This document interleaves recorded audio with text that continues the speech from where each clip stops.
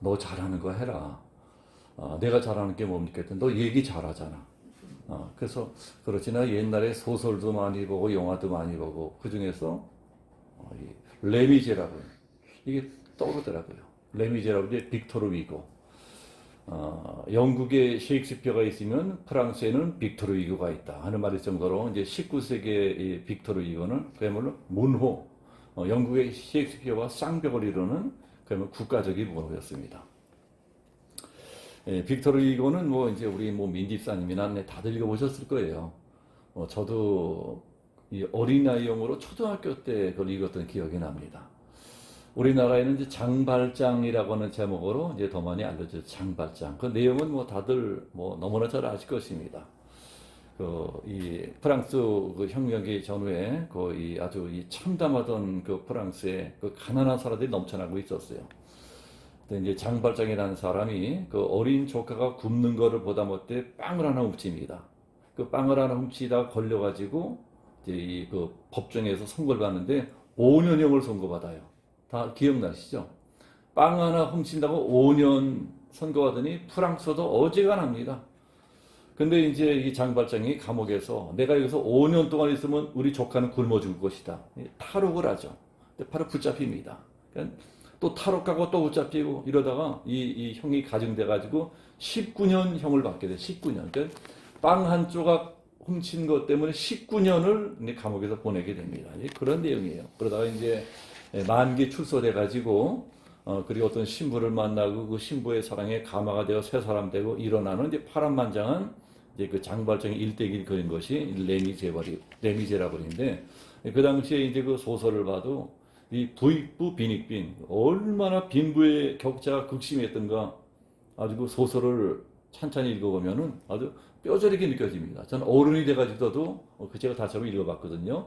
어릴 때 읽어보던 거는 완전히 다르더라고요. 어떤 사회적인 이 어떤 이 현상을 적나라하게 드러나는 아주 뛰어난 작품이었습니다. 그 당시 프랑스는 부자는 지나칠 정도로 부자로 살고 가난한 사람은 비참할 정도로 가난하게 삽니다. 그것 때문에 프랑스 대혁명이 일어났고 이 혁명이 일어나서 나라가 사회가 좀 더 낮게 단화했더니 더 비참해졌어요. 그 프랑스 대혁명의 그 혼란기 가운데 가난한 사람은 더 가난해집니다. 그래서 이 돈 때문에 그 어린아이들이 공장에서 노예처럼 일하고 여자들은 매춘부가 돼가지고 몸을 팔고 정말 그 자기 자식들 남의 집에 종으로 보내고 그래서 그 소설 제목이 레미제라블. 그 소설의 그 이름이 참 의미가 있습니다. 레미제라블이 무슨 뜻일까? 제가 뭐 외국어를 잘 한 것도 없지만은 예전에 한번 프랑스어를 좀 공부하려고 했던 적이 있었습니다. 그래서 조금은 공부했었어요. 프랑스어로 미제라블 이것은 이제 불쌍하다, 가련하다 이런 뜻입니다. 그러면 레라고 해도 러 이런 뜻이라고 하는데 영어로는 이제 더 정관사입니다. 그러니까는 더 미제라블, 레 미제라블이 이러면은 이게 이제 불쌍한 사람들, 가련한 사람들 이런 뜻이에요. 그러니까 그 소설 제목이 이제 레 미제라블은 불쌍한 사람들, 이게 원제목이에요. 그 당시 프랑스의 그 불쌍한 사람들이 그냥 지천으로 깔려 있었다는 거예요. 그 영화로 난 것도 봤는데 그 영화는 그 소설에 비해서는요 너무 어떤 그 시대상이 약하게 묘사됐더라고요. 소설은 뭐 처참할 정도로 리얼하게 묘사가 됐더라고요. 이제 그러한 불쌍한 사람들을 위해서 이제 빅토르 위고가 이제 위대한 작품을 썼습니다. 이렇게 어느 시대에나 어느 나라에나 레미제라블 불쌍한 사람들은 있게 마련입니다. 그 옛날에 프랑스에 있었고 우리나라 이 대한민국에도 이제 어딘가는 있겠죠. 2000년 전에 이 팔레스타인 땅에도 그런 레미제라블이 있었다는 거예요. 불쌍한 사람들이. 성경에 나오는 이제 두로와 이제 시돈 땅. 이제 여기는 이제 예수님께서 이제 이 이스라엘을 벗어나서 이제 일어났던 일인데 이제 두로와 시돈 땅에도 그 당시 이스라엘 땅에도 그런 비참한 사람들이 있겠지만 이 두로와 시돈 땅에도 그런 레미제라블이 있었다는 것입니다. 오늘 소설에 나오는 레미제라블은 어떤 어머니와 딸이에요. 어떤 어머니하고 딸이 모녀지간이 아주 불쌍하게 살고 있던 것입니다. 성경에 그 어머니는 가난한 여자라고 하는데 이 딸이 귀신이 들렸대. 귀신이. 뭐 시집도 안 간 딸이 귀신이 들러서 날뛰고 있으니까는 뭐 그 집구석 사정이야 우리가 뭐 미루어 짐작할 만하지 않겠습니까? 한 집안에 어떤 병자가 있고 뭐 이러면 얼마나 집사람 그 가족들이 우울합니까? 근데 미친 여자가 귀신 들린 여자가 있으니까는 그 집안은 뭐 거의 초토화되었을 것입니다. 뭐 부부 사이도 험악해졌을 것이고 뭐 가정도 깨졌을지 몰라요. 뭐 당연히 경제적으로 아주 비참했을 것입니다. 다른 사람들은 왕따라 다녔을 것입니다. 어떤 불행을 당하는 사람이 있으면 사람들이 수근수근하잖아요. 뭐 마찬가지였을 거예요. 사람 사는 세상은. 한마디로 이 사람은 아주 처참한 인생이 되어버린 여자입니다. 불쌍한 사람이에요. 레미제라블. 이 성경에는 그런 사람들이 많이 나오잖아요. 뭐 얼마나 많습니까? 이 소경 거지 바디메오 레미제라블입니다. 12해 동안 혈루증 앓던 여인 레미제라블입니다. 베데스 연못에서 38년 동안 누워있던 그 환자도 레미제라블입니다. 뭐 중풍병 걸린 레미제라블 얼마나 많은지 몰라요. 근데 예수님이 이 땅에 오셔서 찾아다니는 사람들이 전부 다 레미제라블, 불쌍한 사람들만 찾아다니셨어요. 그 레미제라블이 예수님 만나기만 하면 전부 다 구원을 받고 복을 받고 새 사람이 되었습니다. 성경을 쭉 보면은요, 예수님은 레미제라블, 불쌍한 사람들의 기도는 바로바로 응답해 주십니다. 네, 그런데 이상하게 오늘 성경만은 그렇지 않습니다. 이상하게 예수는 오늘 성경에 나오는 여자한테만은 이제 그렇게 하지 않으시더라고요. 이 여자도 분명히 레미제라블인데 레미제라블이어서 더 심한 레미제라블인데 이 불쌍한 여자가 예수님을 찾아와서 예수님 제발 내 딸 좀 고쳐달라고 막 애걸복걸하고 통성기도하고 뭐 부르짖어 기도하는데도 꿈쩍도 안 합니다. 아주 더러운 척도 안 합니다. 23절을 보면은 한 말씀도 대답지 아니하시니 더러운 척도 안 했다는 거예요. 아예 무시해버립니다. 요새 아이들 말로는 개무시해버립니다. 그런데 성경을 보면은 이 다른 사람들은 예수님께 나와서 예수님 내 병을 고쳐주십시오. 주님이 나를 불쌍히 여기시면 주님이 허락하시면 내 묻는 병은 금방 나올 수 있습니다. 내가 원하노니 깨끗한 걸 받아라. 바로 낫거든요. 뭐 귀머거리 뭐 눈먼 사람 다 바로바로 낫는데 뭐 병뿐이 아니고 먹을 것도 주시고 귀인 쫓아주시고 어떤 불쌍한 사람들 예수님께 나오기만 하면 바로바로 다 문제 해결해 주셨습니다. 그런데 이 여자는 세상에 아무리 기도하고 부탁하고 매달리고 해도 꿈쩍도 안 하시는 거예요. 그러니까 이 여자가 예수님께만 매달리는 게 우리식으로 하자면 이제 기도하는 거겠죠. 아침에도 기도하고 밤에도 기도하고 부르짖어 기도하고 금식하며 기도하고 이게 이 여자가 하는 것입니다. 그런데 예수님이 전혀 들어주질 않는 거예요. 세상에 이러는 거는 성경에 이게 처음이고 마지막입니다. 이 성경에 이런 건 없어요. 우리 예수 믿는 사람들에게 제일 고통스러운 게 뭘까요? 쌀 떨어지고 전세집 다니고 이런 거는 아무것도 아니에요. 우리가 마음의 소원을 가지고 하나님께 기도하는데 예수님의 이름으로 기도하는데 전혀 응답이 없는 것입니다. 하나님이 싱긋도 안 하시는 거예요. 예수 믿는 사람들에게 이것만큼 힘든 건 없을 것입니다. 근데 성경에는 구하라. 그러면 주실 것이요. 찾아라. 찾아낼 것이요. 두드려 열릴 것이다. 뭐 기도하면 나 들어주겠다. 성경에 지천으로 깔려있는 게 구해라. 기도해라. 내가 응답하겠다. 이게 성경의 전부거든요. 근데 기도가 다 응답되나요? 기도한다고 다 응답되나요? 그렇지 않을 때가 더 많잖아요. 지금 나한테 뭔가 심각한 일이 생겼어요. 문제가 생겼습니다. 그러면은 평소에 전찮게 믿던 사람들도 그때는 기도합니다. 새벽 기도 나가고 열심히 합니다. 그래도 응답이 안 될 때가 있어요. 왜 하나님이 내가 이렇게 매달려 기도하는데 응답을 안 해주시니 도대체 이해가 되지가 않아. 근데 그 성경을 보면은요. 아니 이 성경에는 기도하면 응답해 주시고 기도하면 응답해 주시는 약속을 하셨는데 나는 그렇지 않아. 나는. 내 기도는 응답해 주질 않아요. 이상하게 내 기도만 응답해 주지 않는 것 같은 거예요. 아니 왜 다른 사람은 기도를 착착 응답하는데 나만 기도가 응답이 안 돼? 네, 이 여자가 이제 그런 경우입니다.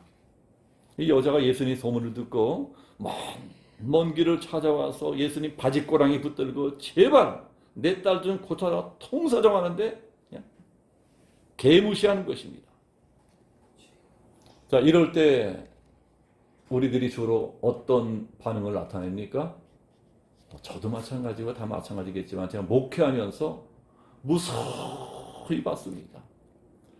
이게 이제 어떤 간절한 기도 제목 갖고 뭐 새벽 기도도 나오고 어떤 분은 일천번제 막 별짓을 다 해요. 근데 응답이 안 와. 그러면 거의 다 실망합니다. 거의 다 낙심을 하고 어떤 사람은 나 교회 안 다녀. 하나님이 어디 있어? 예수가 어디 있어?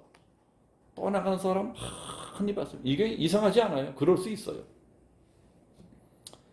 우리가 간절히 기도하는데도 아무 응답이 없으면 당연히 열받겠죠. 시험 들 것입니다.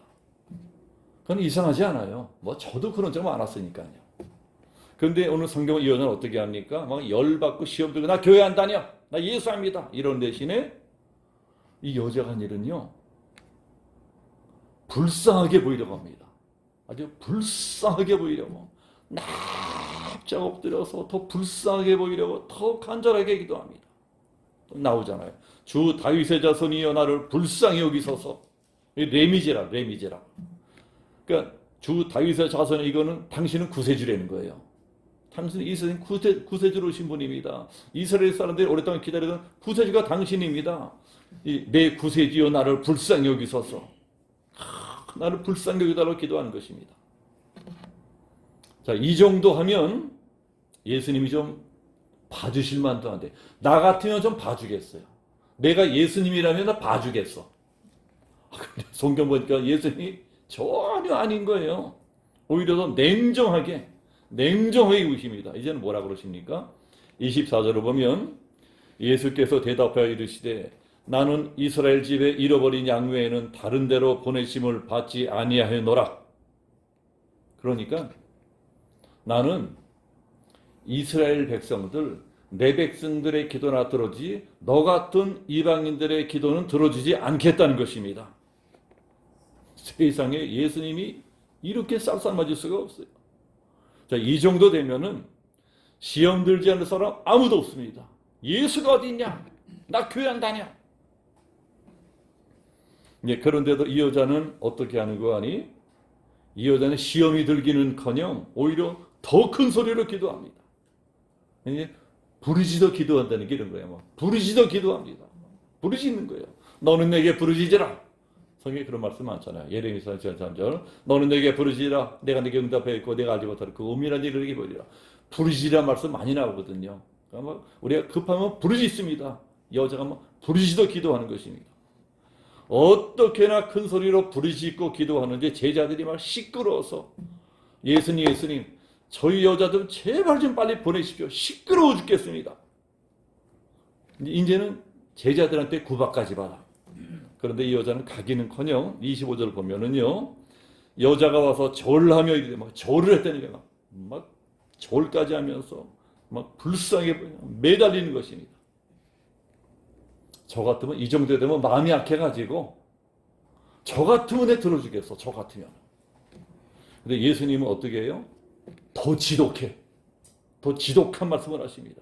25절 보면 대답하여 이르시되 자녀의 떡을 취하여 개들에게 던짐이 마땅치 아니하니라. 그러니까 여전히 사람 개 취급을 합니다.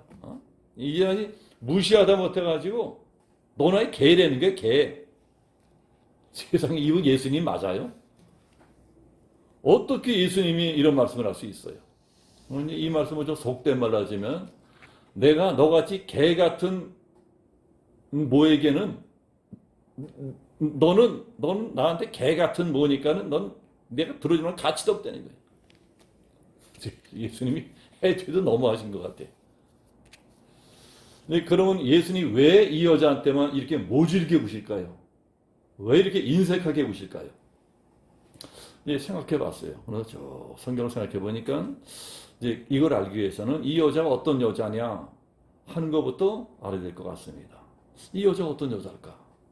오늘 성경을 보면 이 여자가 그냥 가난한 여자다. 이제 이렇게만 나와 있는데, 이제 마가복음의 7장에도 똑같은 말씀이 나와요. 마가복음 7장을 보면 조금 더 자세하게 기록해 놓았더라고요. 근데 마가복음 7장을 보면 그 여자는 헬라인이요 스로보니게 족속이라.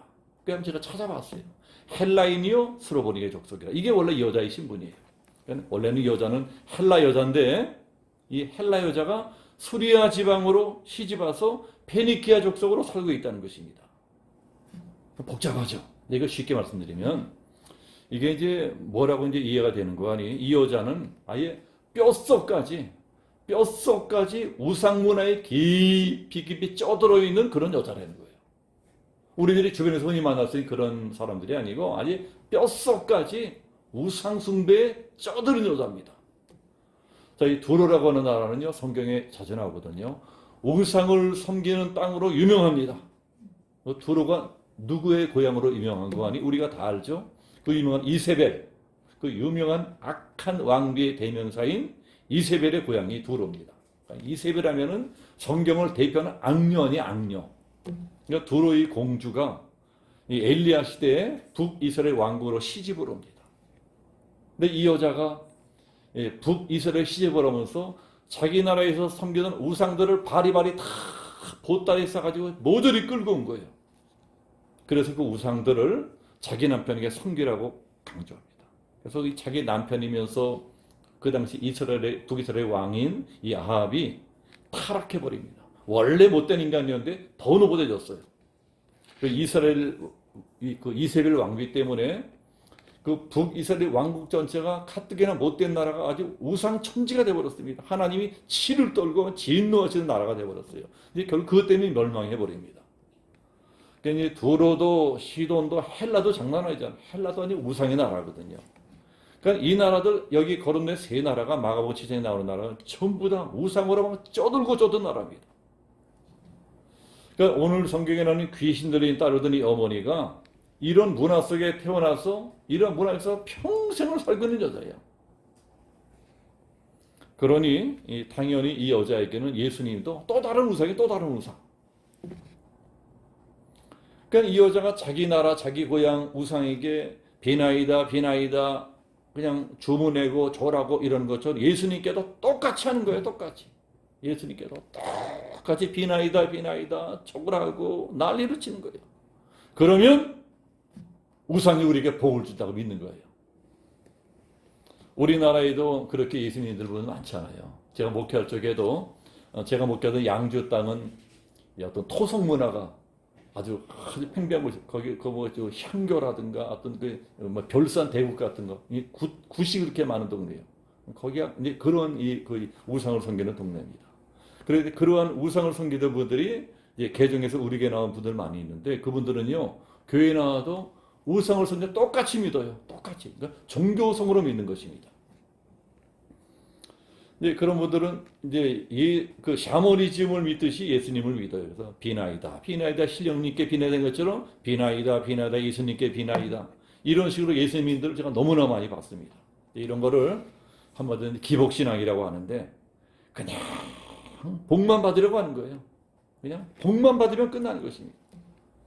이제 그러한 분들에게는 예수님이 또 다른 부처님이고 또 다른 산신령이 되더라고요. 그런 분들은요, 특징이 자기 소원이 채워지잖아요. 그러면은요, 그냥 떠나갑니다. 도로 옛날을 원위치해 버리는 거예요. 그래서 제가 많이 이런 생각을 했었습니다. 하나님 나라에서는 기도 응답 받는 것도 중요하지만 기도 응답 받고 난 다음 그 다음이 더 중요하다. 기도 응답 어설프게 받고 나서는요, 이제보다 더 나빠져. 그런 분들을 참 많이 봤습니다.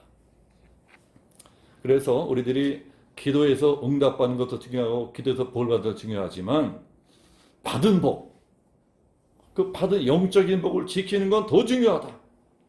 이 받은 복을 지키지 못하면 오히려 복을 받기 전보다 더 나쁜 일들이 일어나더라고요.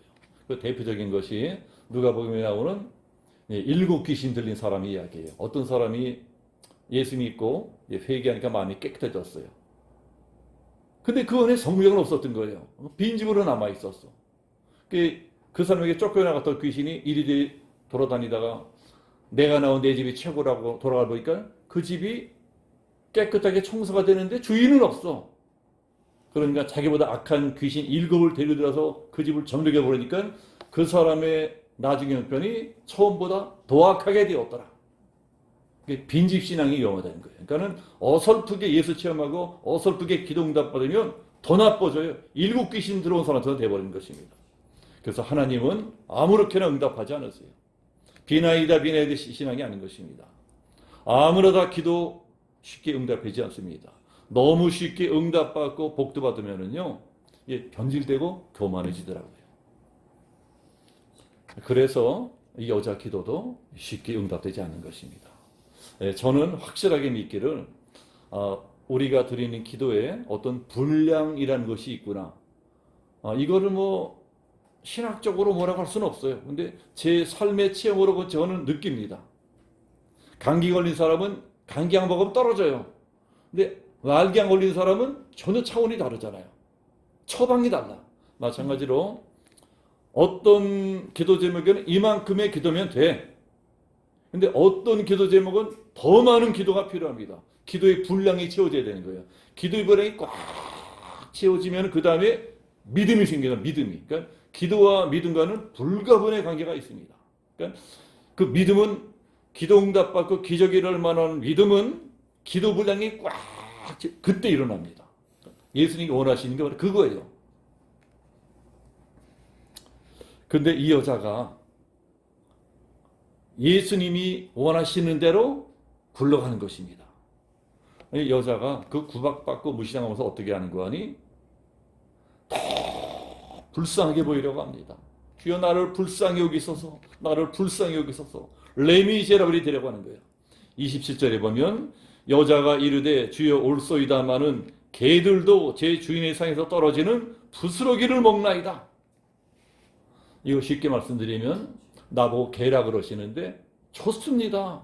나는 개새끼입니다. 나는 인간도 아닙니다. 나는 개도 좋다는 거예요. 그런데 보십시오. 개들도 주인의 상에서 떨어지는 부스러기는 주워 먹지 않습니까? 나는 개가 더 좋다는 거예요. 그러니까 부디 이스라엘 백성들 먹고 남은 부스러기 은혜라도 달라는 것입니다. 그런 은혜로 나눠달라는 거예요. 불쌍할 정도로 매달리고 있습니다. 이 여자라고 자존심 없겠어요? 이 여자를 생각해 봤어요. 이 나라 저 나라 굴러먹은 여자예요. 자존심이 얼마나 셌겠어요? 사람들은 어려울수록 자존심만 강해집니다. 자존심만. 가난한 사람들 자존심이 얼마나 센데요. 그런데 이 여자는 이 꼴이 돼서도 마지막 남은 자존심까지 팽개쳐버립니다. 내가 이 성경 보고서 회개했습니다. 우리는 과연 우리 주변에 믿지 않는 한 영혼을 위해서 이 여자의 10분의 1만큼이라도 기도하나? 이 여자가 기도하는 목적은요, 내 새끼 구원해달라는, 내 새끼. 내 새끼 구원해달라고 정말 개가 되어줬다고 그냥 매달리고 있는 것입니다. 우리들은 내 새끼한테도 안 그러잖아요. 내 새끼한테도. 이 여자에 비해서는 우리들은 너무도 기도가 모자랍니다. 근데 이게 이 여자가 이러한 자세가 아주 지혜로운 자세라는 것입니다. 제가 생각하기에 이 세상에 예수 믿는 사람 중에 제일 미련한 사람이 어떤 사람일까? 어떤 사람일 것 같아요? 예수 믿는 사람 중에 제일 어리석은 사람은 하나님하고 자존심 싸움하는 사람이에요. 근데 그런 사람 뜻밖의 많습니다. 우리 교회에서 많이 봤다니까요. 하나님하고 자존심 싸움하더라고요. 하나님, 내가 이만큼 교회 다녔는데, 이만큼 헌금했는데, 내가 이만큼 있었는데 나한테 이럴 수 있습니까? 하나님 때 막 개기는 거예요. 막 그냥 자존심 싸움하더라고요. 하나님한테 이럴 수 있습니까? 나 기도 안 해. 나 교회 안 다녀. 이게 이제 결론은 뻔합니다. 그래 봤자 나만 손해야. 하나님 싱긋도 안 해. 싱긋도 안 해. 우리가 응답받고 싶으면, 복받고 싶으면 하나님 앞에서는요, 그 꼴난 자존심 같은 거 다 버려야 됩니다. 하나님 앞에 무슨 자존심이에요? 자존심은 사람에게나 필요한 것이지 하나님께는 필요 없습니다. 하나님께는요, 그저 불쌍하게 보이는 거, 하나님 나를 불쌍히 여기소서. 하나님 나를 불쌍히 여기소서. 이게 최고입니다. 하나님 앞에 자존심 세면 세울수록 내 인생만 고달파집니다.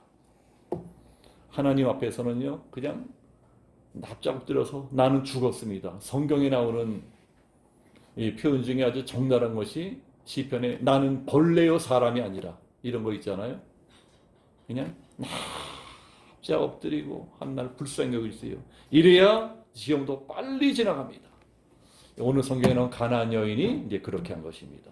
아주 지혜로워요. 자기를 개처럼 낮추면서까지 예수님께 매달리면서 불쌍히 여기려고 막 파고듭니다. 그러니까 비로소 예수님께서 보시기에 예수님이 원하시는 만큼의 기도의 분량이 꽉 채워졌어요. 예수님 눈에 그렇게 보이는 모양이에요. 너 그 기도 제목은 너 이만큼 기도해야 돼. 그거 좀 빠져. 너 더 기도해야 돼. 기도의 분량이란 게 있어요. 그건 제가 합니다. 제가 체험을 했으니까요. 기도의 분량이 꽉 채울 때 응답이 나타나더라고요. 예수님께서 이 여자 보니까는 우상에 쩌든 이 여자. 근데 그 마음이 구원받을 만한 것이고요. 근데 그 기도가 필요하고 그 기도 가운데 이 여자가 믿음이 조성되고 있어요. 그러니까 기도 가운데 예수님에게 믿음이 형성이 됐다. 합격된 거예요. 어떻게 하시나요? 28절 보면 이에 예수께서 대답하여 이르시되 여자여 내 믿음이 크도다. 합격된 거예요. 됐다. 내가 원하는 만큼의 믿음이 형성됐다. 내 소원대로 되리라. 그때로부터 그의 딸이 나오니라. 믿음이 딱 형성된 것과 동시에 멀리 떠는 딸이 나버린 거예요. 참 신비합니다. 오늘 우리가 이제 이 여자한테 배워야 될 중요한 것이 무엇일까? 제가 너무나 작은 성경이지만은 성경을 들여다보면서 이 여자한테 뭘 배워야 될까? 이 여자는요, 얼마나 속상했겠어요. 예수님께만 가면 내 문제 해결받고 딸이 날 걸 찾아가는데 개무시당하는 거예요.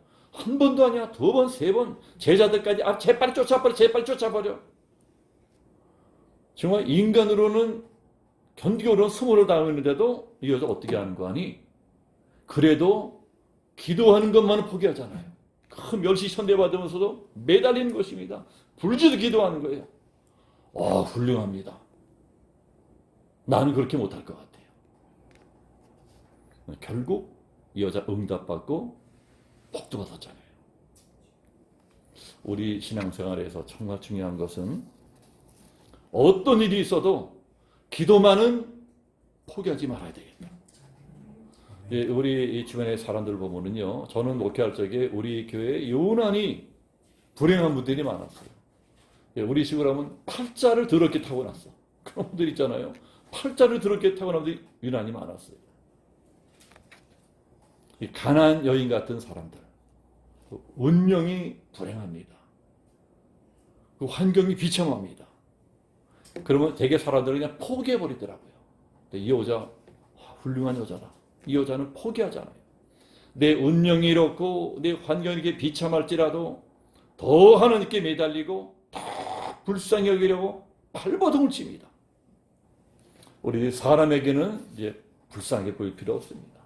사람에게 불쌍히 보이면은 인간들이 못돼가지고 그냥 확 밟아버리려고 하지 도와주려고 하지 않습니다. 그러나 하나님께는 어떻게 하든 불쌍한 사람이 되려고 해야 됩니다. 레미제라블이 되려고 해요. 하나님 보시기에 우리들은 다 레미제라블입니다. 저도 레미제라블이고 이 자리에 우리 모두가 다 하나님 보시기에 불쌍한 것들이에요. 그러니 우리가 살 길은 하나님께서 우리를 불쌍히 여겨주시는 것. 이게 살 길입니다. 그저 하나님 저를 불쌍히 여겨달라고 아침마다 밤마다 기도할 적에 가난한 여인에게 임한 하나님의 은혜가 우리에게도 임할 것입니다. 우리가 왜 주일날 아침에 여기 뭐 예배 드리고 있습니까? 우리가 이 자리에 뭐 예배 드린 것은 물론 하나님께 경배와 찬양을 올려드리기 위해서죠. 그러나 또 다른 면으로 보면은요, 우리 예배 드리는 이 모습을 보고 네가 일주일 동안 참 고생 많이 하고 살았는데 몸도 아프고 먹을 것도 없고 이런저런 문제도 있고 그러고 나에게 예배 드리러 남았구나. 불쌍한 것. 우리를 불쌍히 여겨주시라고. 우리가 이 자리에 나온 것은 하나님 나를 불쌍히 여겨주세요. 내 예배와 경배를 받으시고 나 지금 너무 어렵습니다. 고통스럽지만 불쌍히 여겨주세요. 그게 또 오늘 이 예배의 또 다른 목적이기도 합니다. 사실 저도 이제 작년부터 무슨 좀 심각한 기도 제목이 있어서 날마다 이제 제 교회는 은퇴했지만 집가까운 교회에 나가서 이제 새벽마다 정말 간절히 기도했습니다.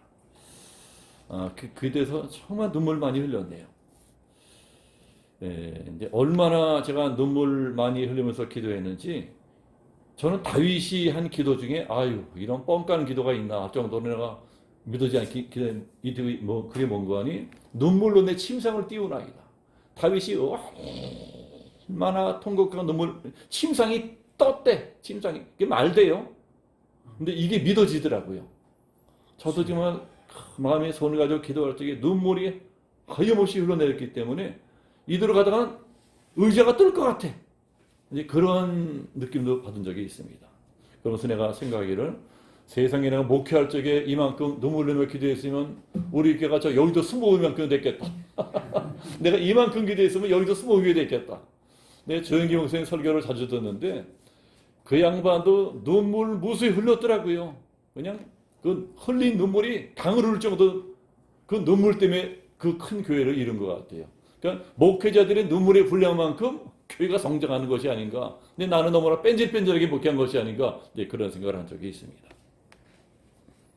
하나님은 우리 아버지시기 때문에 하나님을 경외하는 자들을 불쌍히 여기신다고 성경에 기록되어 있습니다.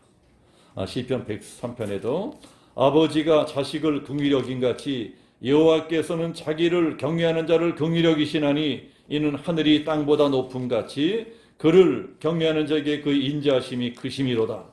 여호와의 인자하심은 자기를 경외하는 자에게 영원부터 영원까지 이르며 그의 의는 자손에게 이르리로다. 아멘. 우리가 이렇게 주일에 모여서 예배드리는 것을 보고 하나님께서 아이고 내 새끼들, 내 불쌍한 새끼들, 우리를 불쌍히 여겨주신다는 것입니다. 우리가 날마다 아침마다 밤마다 기도하는 기도 소리 들으시고 누구를 불쌍히 여겨요? 우리 새끼들, 우리 자식들을 불쌍히 여겨주신다는 것입니다. 가나안 인간이 왜 이렇게 간절하게 기도했어요? 자기 새끼 때문에, 자기 자식 때문에, 자기 자식의 구원을 위해서 정말 비참할 정도로 간절히 기도하잖아요. 제가 이 성경에서 되게 많이 했습니다. 나는 우리 아이들을 위해서 과연 얼마나 기도했나. 이 가난한 여인에 비해서 택도 없어요. 택도 없어. 이 여자의 자식을 위한 그 간절한 기도가 마침내 응답되어 버리잖아요. 근데 이 가난한 여인이 한 일이라고는 아무것도 없어요. 이 여자가 뭐 헌금을 했어요. 무슨 뭐 예배를 드렸어요. 무슨 봉사를 했어요. 아무것도 한 것이 없는데 딱 하나 잘한 일은 예수님께 불쌍히 보이려고 나를 불쌍히 여겨달라고 간절히 매달린 것밖에 없습니다. 아니 이 여자가 평생 우상이나 섬기다가 뭔 복받은 일만 했겠어요. 그러나 자식을 위해서 애걸복걸하면서 매달려 기도하는 그 기도를 드시고 예수님이 기적을 일으켜주십니다. 이런 기적은 우리에게도 나타날 것입니다. 아멘. 예수님이 우리를 불쌍히 여기시기만 하면 성경은 기적의 책 아니에요. 성경 기적의 책. 뭐 홍해가 갈라지고 요단이 갈라지고 여리고가 무너지고 성경은 기적의 책입니다. 예수님이 우리를 불쌍히 여기시기만 하면 성경에 나타나는 기적이 바로 내 기적이 되고 하늘의 복이 임하고 내 인생도 바뀌고 운명도 바꿔진다는 것을 저는 분명히 믿습니다. 그러니까 이 세상에 제일 지혜로운 사람은 하나님 앞에서 레미제라벨이 되는 사람. 하나님 앞에서는 무조건 불쌍하게 보여야 됩니다. 하나님 앞에서는 무조건 레미제라벨. 그러면 하나님이 도와주지 않으실 수가 없어요. 하나님은 불쌍히 여기는 사람은 무조건 도와주십니다. 제가 이 시편 암송하기를 즐겨하거든요. 많은 시편을 암송하고 있어요.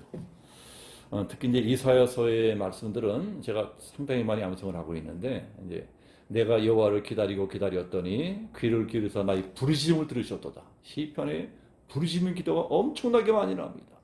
나를 기가 막힐 웅덩이와 수렁에서 끌어올리시고 내 발을 반석에 두사 내 걸음을 견고하게 하셨도다.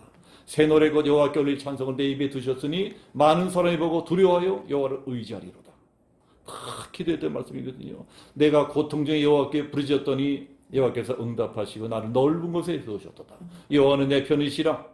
내가 두려워하지 않으니 사람이 내게 어찌할꼬. 여호와께서 내 편이 되사 나를 돕는 계시니 그러므로 나를 미워하는 자들에게 보응하시는 보리로다. 하나님은 내 편이시다. 하나님이 내 편이 되기 위해서 필수 적인 것은 내가 레미제라블이 되어야 됩니다. 교만을 버리고 자만을 버리고 나 앞자 엎드려서 나는 레미제라블입니다. 나를 불쌍히 여기시다. 이때 하나님이 내 편이 되신다는 거예요.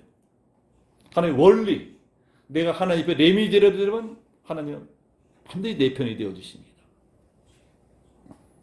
자, 이런 것들이 성경을 보고 다시 한번 깨닫게 된 진리고 이런 말씀을 함께 나눴습니다. 우리 생달교회 우리 성도님들 이 자리에 있는 모두들이 우리가 살 길은 하나님 앞에 레미제라블이 되는 길밖에 없다. 레미제라블은 빅토리 이것뿐만이 아니고 하나님 나라에서는 레미제라블이 가장 큰 자다. 이것을 기억하고 이 한 주간도 하나님 앞에 통해 자백하는 레미제라블이 되어서 하나님과 동행하는 한 주간을 살게 되시기를 예수님의 이름으로 축복합니다. 아멘. 기도하겠습니다.